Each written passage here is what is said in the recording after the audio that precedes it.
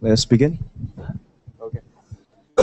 Okay, good afternoon, everyone, to all of you who are here.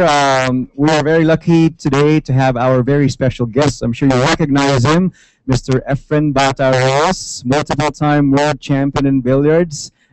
Thank you for being here. Salamat po, sir. Kamusta na po kayo? Ito, buti naman. At ito, kaya nga ako nakapunta rito. Dahil tinawagan pa ako ng kaibigan ko.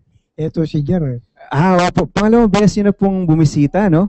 Ay, ito yung unang-una doon sa kabilang building kami nagpunta para pumasyal doon. Pangalawa, dito na ako napunta dito sa bagong building niya. Mas malaki na po ang office na yun. Malaki na nga eh. Mas marami na rin pong tao.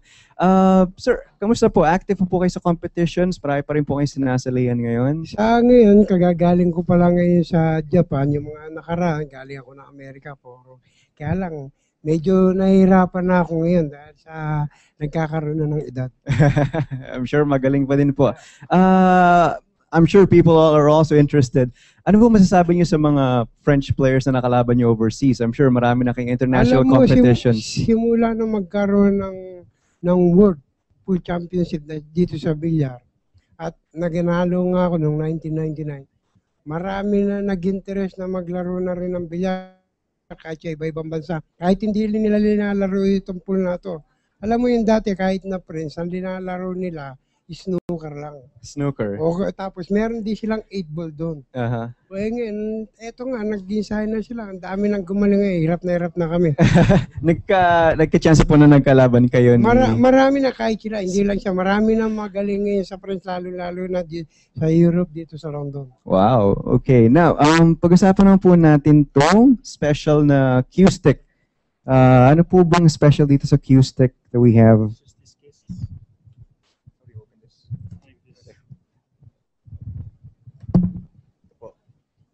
Ay, itong Q-Stick na ito, maganda to. Alam mo kanino galing to. Ang gumawa nito, yung Edwin Reyes din yung kapilido ko rin. Ang gumawa nito ngayon patay na. Kaya wala na rin makakagawa ng katulad nito.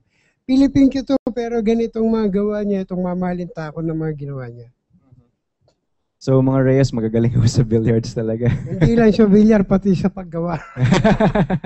Opo. Tapos dito po sa ANCSA, we value well-being kasi. So ano po bang mga tips na bibigay nyo? Kasi as a sportsman, I'm sure you're taking care of your health. Ano pong mga parang mga tips or mga rituals nyo to make sure that you're fit and ready kayo sa competitions?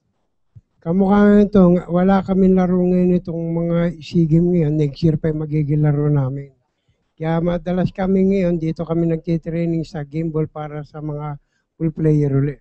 Ito, magiging coach na naman ako, magtuturo na naman ako. Kasi kung ako na maglalaro sa mga iba-ibang lugar, pwede nila ako kasama pero sila na maglalaro siguro dahil marami na magagaling na ngayon mga kabataan. Naituturo nyo pa rin yung mga tricks nyo before? I'm sure a lot of us grew up watching you. Hindi ko na kailangan ituro sa kanila kasi kaya na rin nilang gawin ngayon. Yung ginagawa ko nung araw, ngayon hindi ko makuha, pero sila nakukuha nila. Galing. Baka po may questions from the audience, 1 or 2 questions? Anybody?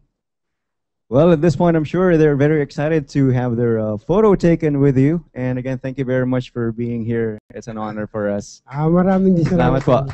So I'll clap for Mr. Efren Bata-Reyes. And I'm sure, yes, we could invite the guys from the Green Program to join us here on stage. There, over there. There's a question. Sorry, before the photo. Shout, yeah.